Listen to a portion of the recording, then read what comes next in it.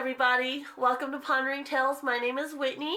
Today is our very first video, so I wanted to give you guys a little bit of my background and history, along with what you can expect from this channel.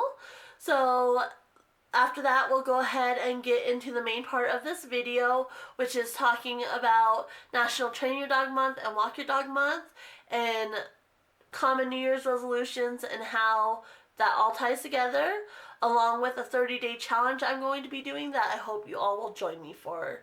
But first, let's go ahead and talk about my history and background. I currently live in New Mexico, but I did grow up in Colorado. Have always been a huge animal lover. We had 3 dogs growing up, and then in my junior high years, I got really into horses as well. And so that was something my mom and I shared, and she actually began working for a reining cow horse trainer. And so we were with her throughout my teen years. We actually moved with her and everything when she wanted to go ahead and focus on her training business. When we first started, she owned boarding a facility and did the training. But when she wanted to focus on her training business, she moved farther up north in Colorado, and we went with her. So we were with her for many years, and we had a couple horses, and so I worked to pay for my horse's board.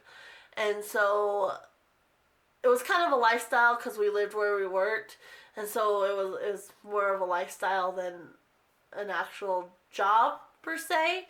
And so I decided I wanted to go ahead and branch out and get working experience away from the ranch. And so I ended up going and applying for a job at the Humane Society where we lived, and they actually were contracted with the city shelter to be the city shelter as well. So they had a contract with the city. And so I worked there for a little over a year.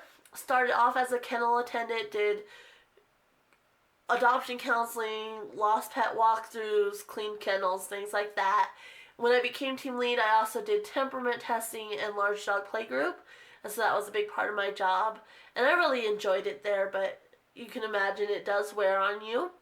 We actually my mom and I ended up moving to New Mexico, and so I went with her and got a job working at a dog daycare and boarding facility, and they also boarded cats as well. And so I worked there for a year. And at that time, I needed to kind of make a decision whether I wanted to stay there, or my mom actually was farther north with all my pets. And so I needed to make a decision because she was taking care of my pets and I was commuting back and forth. And so I ended up moving up with her just so I could be near my pets and her. But there wasn't really an opportunity to work with animals in that town where we were. And so I spent a year working in a hotel as a housekeeper and did laundry as well. And so worked there for a year, and then an opportunity at the local vet clinic came up for a job, and so I went ahead and applied. And they ran the vet clinic and the city shelter as well, so it was tied together really closely. And I actually ended up spending 8 years there before I got married and moved again farther south in New Mexico. And I wasn't planning on going back into the veterinary clinic for a little while. I was going to take a little bit of break, kind of figure out where I wanted to go, what I wanted to do. But we took my one dog in because she got sick, and they actually had a job opening at that veterinary clinic. And so I worked there for a little over a year as well. So I've been well over a decade, about 14 years in working with animals in general, 9 years in the veterinary industry. So definitely have a lot of background there. And I also have taken many different courses and done continuing education and whatnot. When I was first trying to figure out kind of what I wanted to do, I took many courses. They weren't very in-depth, nothing you could really build a career on or anything like that. I did a dog grooming course, I did a veterinary assistant course, and I did a dog training course. But they were just really mini, not very in-depth courses, just kind of figure out what I wanted to do, just give me kind of a base. And when I started working at the other veterinary clinic, I got my CVA, which is Certified Veterinary Assistant Level 1, through them. And then I found a dog training course. It was a distance learning course, but it was really in-depth. And I actually fostered a dog and trained him, and then he got adopted out. So that was a good experience there. And so since 2013, I've also done dog training as well. And I did start to go for my veterinary technician degree towards the end of my time at my last clinic, but I've only done a semester of that because it was a lot working and trying to get that done, which I know many people do that, but I decided just to put that on hold for the moment. And so I haven't quite finished that. I might go back to it. I'm not really sure, but I do have a semester there. I keep up on my continuing education in both the veterinary field and dog training. There's continuing education for that as well. So that's kind of my background and my history. As far as this channel and what Pondering Tales is, our main aim and goal is just to help spread awareness and education regarding our pet companion dogs and cats. Mainly our dogs and cats. I will talk about other common companion animals, but my background in history is mainly with dogs and cats, so that's where the main focus is. And as far as the name Pondering Tales, it really gets to the core of what we're trying to accomplish, because it's not always a one-size-fits-all, so we really want everybody to stop and think when it comes to their pet animals and make sure they're not just jumping on trends or hearing false information and believing it to be true, but really stop, think, and consider, ponder what they're hearing and make sure they're doing what's best for their pets. And so that's our goal. And there's a lot of false information, a lot of old wives' tales that people still tell to this day. And so we just really want to get people thinking. And also learning about stuff they might not always consider when it comes to their pet animals. I know I've learned a lot in my time in the field and things that previously as a pet owner I never even thought about. So that's kind of what our goal is, and that's what this channel is about. There will be 2 videos a week. Wednesday's videos will be mainly focused on education and awareness, going off the AVMA Animal Awareness Calendar. And so that's kind of the main portion of Wednesday's videos, and so there's going to be kind of a theme, whether it's the month, whatever awareness month it is, awareness week, or even awareness days that there are. And so that's what we're going to be covering. And then Friday's videos will tie into Wednesday's videos, but they're going to be a little bit more fun-based. And so, for example, this Friday we're doing a challenge, a little competition between my own dogs that you'll see on Friday. And so that's kind of what Friday's videos are going to be about, but they will still tie in to whatever topic we're covering on Wednesday. So I definitely hope you guys enjoy this channel, that you'll continue to watch, you'll hit subscribe and like on the videos, and just really help me grow this channel from the start up if you're watching this video. I'm really excited to get started, and so for now, let's go ahead and talk about what this video is about. Let's get into it.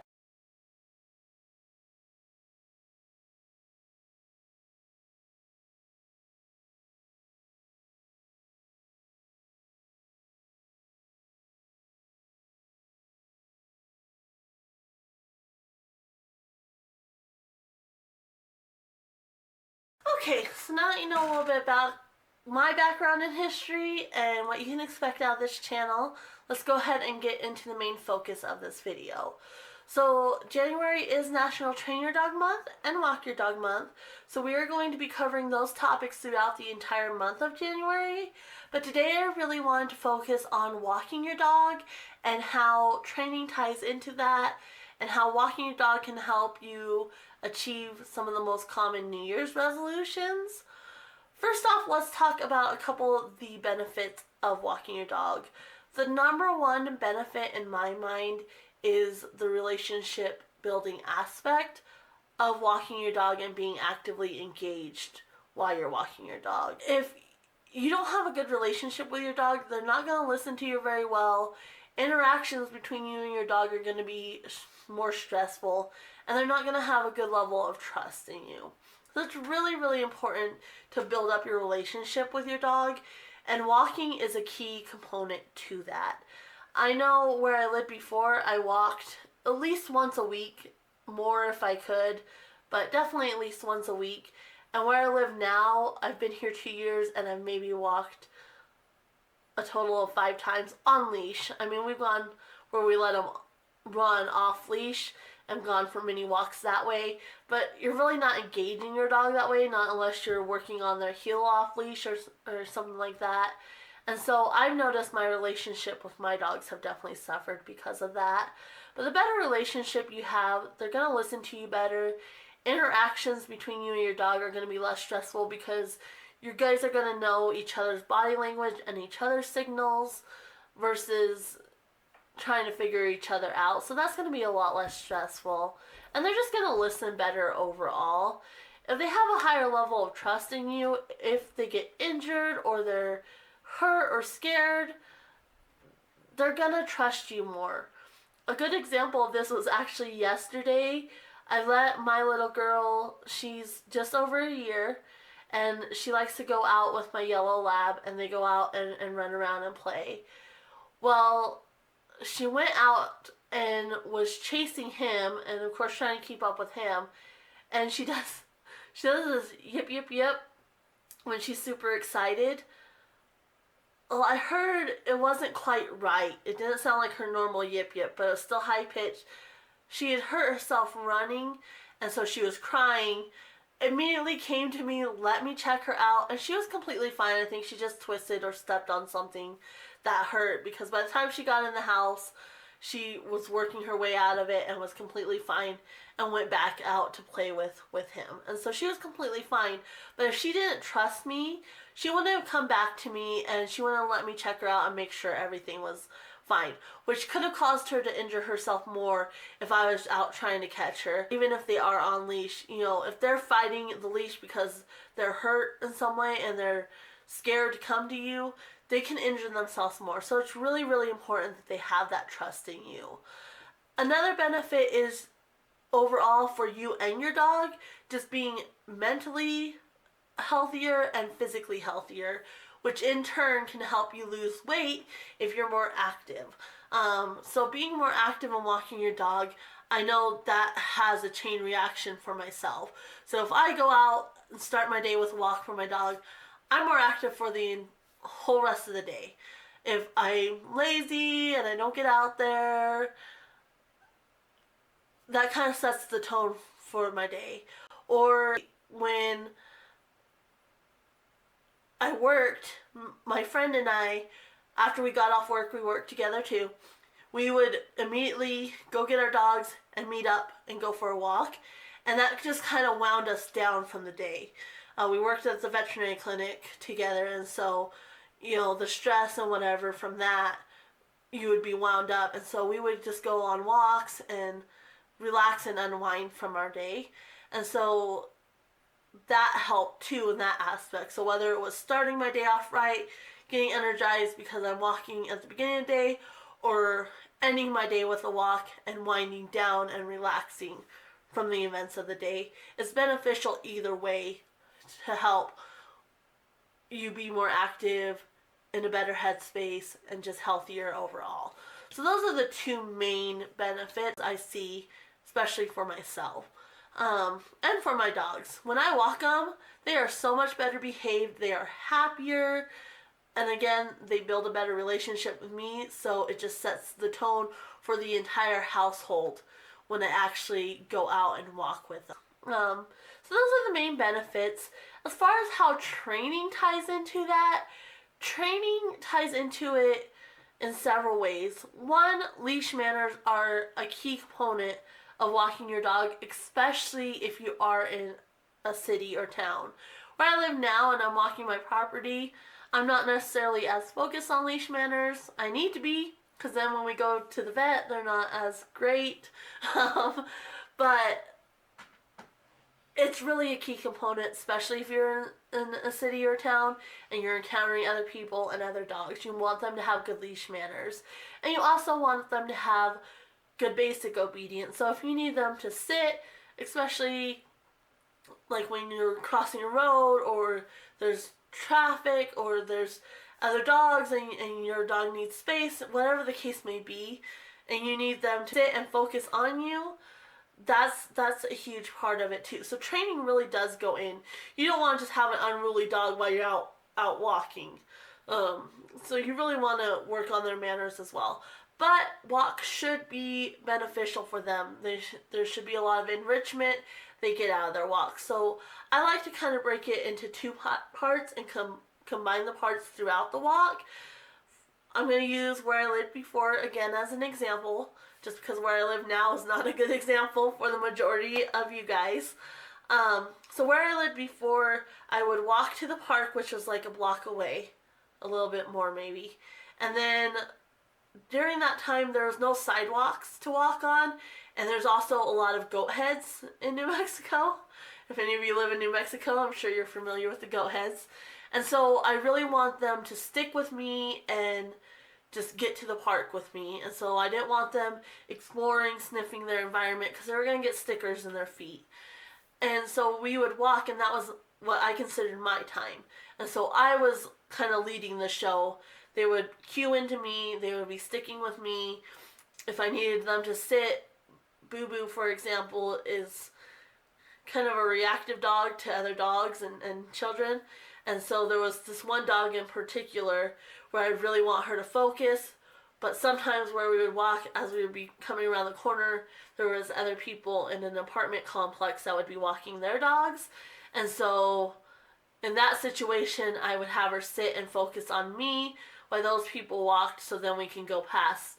It was her, I call her nemesis, because that was after she got better, that dog she still had trouble with, focusing on me and behaving. But so anyway, I would just get her focused on me and sit. And so I was working on her basic obedience, her listening to me and focusing on me even with distractions around.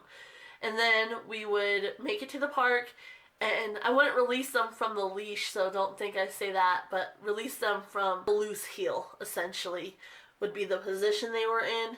And then I would release them at the park, and I'd be at the end of the leash, and they would be kind of leading the show. And so they would be able to sniff and explore to their heart's content unless I saw a problem area. So, for example, Boo Boo, if I saw another dog or a person, I would cue her back to me, and we would maybe go a different route versus the route she was choosing. And then we would go back and go through the main portion of downtown where there's more traffic and cars, and so they would have to queue in. And at crosswalks, I would make them sit or lie down, mostly sit. And if they didn't listen, we wouldn't go anywhere until they did. And so they learned really quickly at crosswalks to sit so they can continue on to their walk. So it's kind of a twofold, getting them exercise and having a fast pace when they're on my time, and then letting them kind of explore their environment and get enrichment throughout their environment. And that's not to say when they're exploring their environment and getting enrichment that you're still not engaged. I'm going to use a different example. A lot of the storefronts have like little boxes of flowers and such. And my boxer, Aida, she's no longer with us, but she loved to stop and sniff the flowers. And when she sniffed the flowers, she would always look at me, and so I'd be like, "Oh, what'd you find, Aida?" And she would sniff and get so happy and, show me the flowers, essentially. And it was just such a cute little interaction between us, and she was just so happy to show me what she found. And so that's really important, and it's important from a safety aspect as well, because if they're sniffing and doing their thing and you're not engaged with them, they can get into trouble. If there's something on the ground that they shouldn't have and they pick it up, like ideally you would be scouting the ground where they're going, and so you can catch them before they pick up anything, or you want them to have a good drop it or leave it, so you can have them leave it, or if they do pick it up, drop it.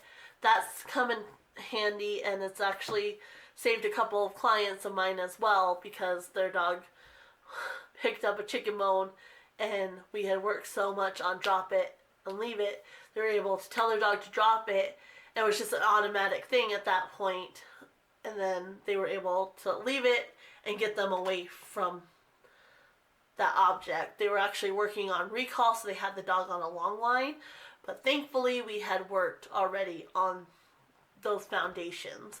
And so that's really important too to consider. Don't just take your dog out and expect them to know your cues or what to do. Even if you've worked on them in the house, you have to build up to that. They don't generalize well.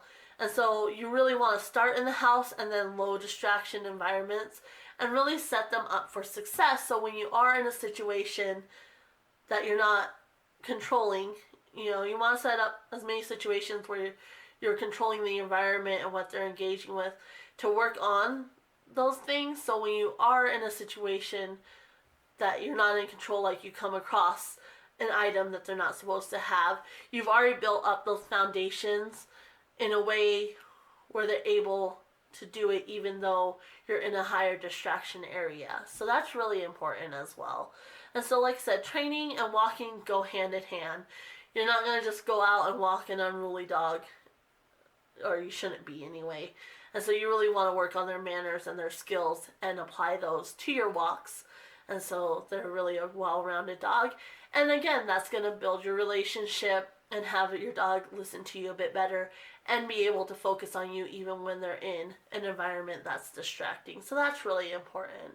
As far as helping you achieve some common New Year's resolutions, I'm going to use my resolutions this year as an example. So I have 3. I want to be a little bit more healthier, more active, which kind of goes into being more healthier. Excuse my English. Being healthier. And then also I want to spend more time with my pets. And so I'm going to be doing a challenge, which I hope all of you will join me for. And that's called the 30-Day Walk the Dog Challenge.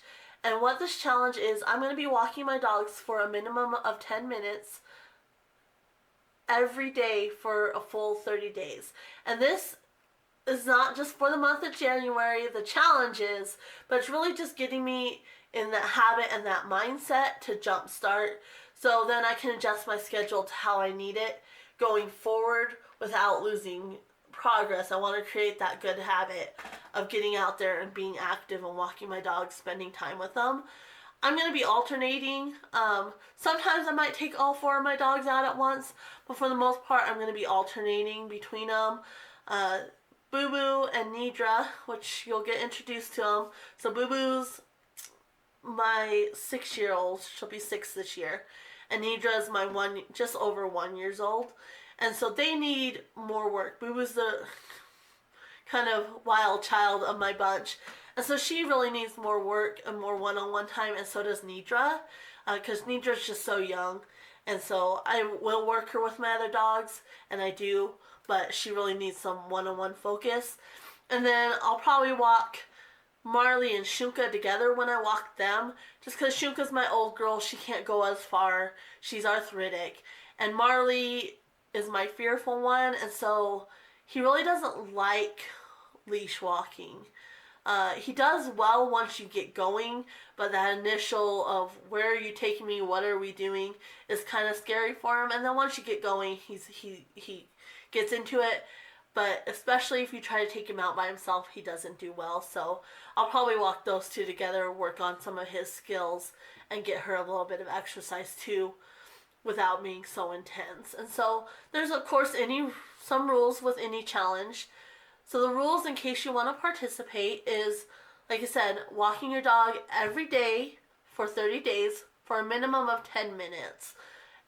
You also want to be actively engaged with your dog. That's one of the rules. So you want to just be at the end of the leash letting your dog do their thing and not engaging with them. Like I said, training ties into this as well. So you want to be actively engaged. So I really recommend leash walks.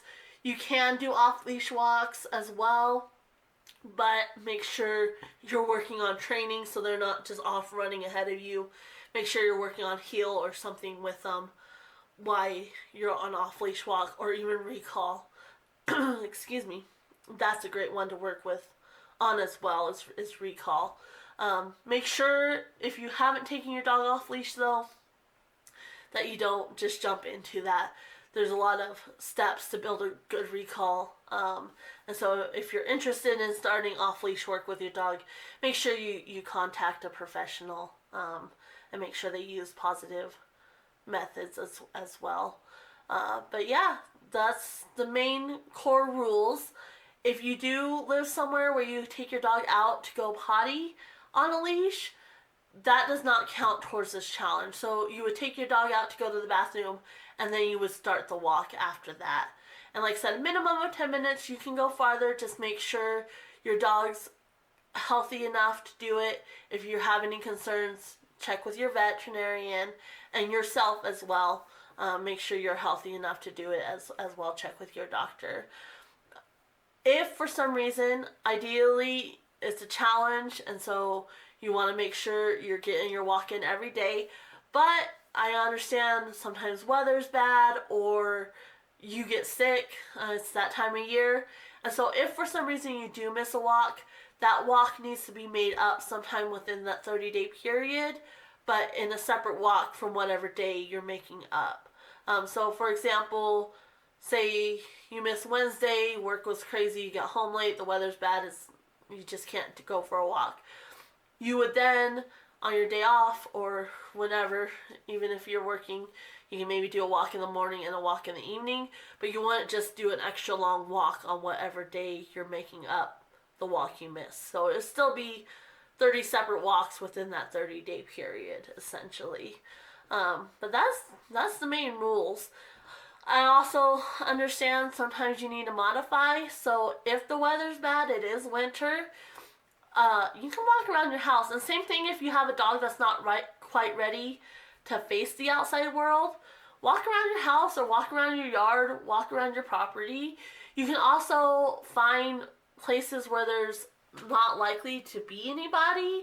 For example, my mom and I used to walk in the arroyos down where she lived, and we never encountered anybody.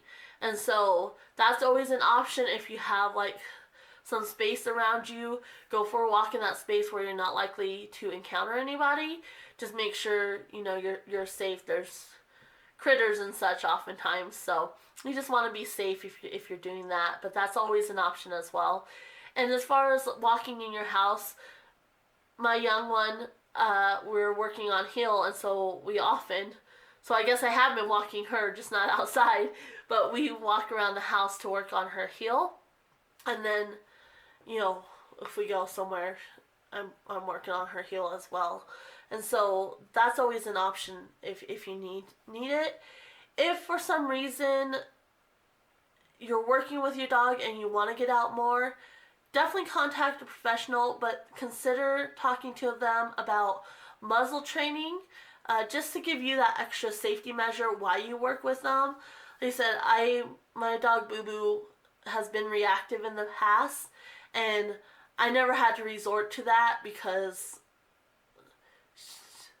she was never aggressive with it, and she was always under control, essentially. I use that loosely because a reactive dog, if she got over threshold, obviously wasn't under control, but she was never at risk of breaking away from me and going and biting somebody, which she wouldn't have anyway. She would just run the other direction because she's really good off leash. It's when she's on leash that she's reactive, or she used to be. She's really not anymore, but I still consider her as a reactive dog. So anyway, back on track here. But there are things you can do. So muzzle training while you work with your dog, just to make sure they're safe, because at some point you're going to have to take your dog out in public, even if that's just to the veterinarian. And so you really want to have those skills and that basic obedience and manners in place, so when you do have to go out in public, they're safe. But you can add a muzzle just for extra safety. You can also get like leash wraps that go on your leash that just say in training or need space. And there's also harnesses or collars to the effect as well. So that's always an option, just to make sure other people are aware you need a little bit of extra space just to stay safe and keep them safe and yourself safe and everything. Like I said, if your dog's really that bad, you need to contact a professional anyway. But that is always an option, just as an extra measure for peace of mind as well. So, a few safety things, because I know it is winter, and so a lot of times you have to walk in the dark, whether that's in the morning before you go to work or in the evening after you get off work. So just a few safety things, and even if you're walking in the daytime, it's still good to follow these. Walk with somebody if you're able to. The more people, the better. You can even start a little dog walking group. And just, that's really the safest thing. Whether you're walking with other people or not, whether you're walking at daytime or nighttime, just make sure you follow general safety principles. Be aware of your surroundings. Stick to well-lit, well-trafficked areas. Make eye contact with people. Just be overall aware. If you do have to walk at night by yourself, really important you have safe routes you can take, and like I said, really stick to the well-lit, well-trafficked areas. Where I used to live, there wasn't a lot of human traffic, but there was a lot of cars going by on the main road, and so that's where I would walk if I needed to. You can also use your dog to your advantage sometimes. I'm going to use my boxer as an example. She loved people, and so she would kind of puff up when she saw anybody and get excited. So if there was somebody that was kind of creeping me out, so to speak, I would just tell her, I would kind of play up her excitement. Even though she would just wanted to say hi, I would make it seem like she was potentially aggressive, so I would tell her, it's okay, you don't worry about that person, walk on, let's go. And she'd just be following along, but it made her seem a little bit more scary in my mind. And it just gave me peace of mind. Whether it helped deter him or not, I don't know. But it gave me peace of mind. And that only happened a couple times where there was somebody that was kind of giving me the creeps. And if you need to, don't hesitate to stop and let them pass by if they're following you for some reason. And like I said, just really make sure you're where other people are. And there's also tools you can carry. Carry a walking stick, pepper spray, but pepper spray, that would get on your dog too and such. So, but a walking stick's a good option. Other than that, I think that's most of the safety tips I had for you. Really just use common sense and think about what you're doing when you're going on walks. I know sometimes you do need to modify walks so you can walk around your house, walk around your property, yard, whatever you need to do. If for some reason you do miss a walk, definitely make sure you make that walk up. And I hope you guys will complete the challenge with me. Like I said, it's the 30-day Walk Your Dog Challenge. And it's going to be throughout January. The finale for what I've noticed benefits were and what I experienced, I'm going to upload on the 29th of January. I know I'll still have one day left, so if you're following along with me, definitely check on Instagram and Facebook for updates, especially on that final day, because it won't be included in the conclusion video to this. I hope you guys will participate. If you do, make sure you use the hashtag PonderingTales 30-Day Walk the Dog Challenge so I can see your pictures and videos on Instagram and Facebook. And I hope you guys will participate. Remember, I'm going to be uploading Wednesdays and Fridays, so don't forget to hit subscribe and like the videos for sure. And Friday's video is really fun, so I hope you will hit that subscribe button and the bell notification so you will know when I upload that, because that one's going to be really, really fun. Alright everybody, we'll see you next week. Until then, ponder this. 57% of dog owners admit to skipping out on walking their dog each week, yet people who walk their dog are 66% less likely to develop type 2 diabetes. That's a huge benefit to miss out on. So, let's get walking. If you want to learn more, click the link in the description below, and we will see you next time. Bye!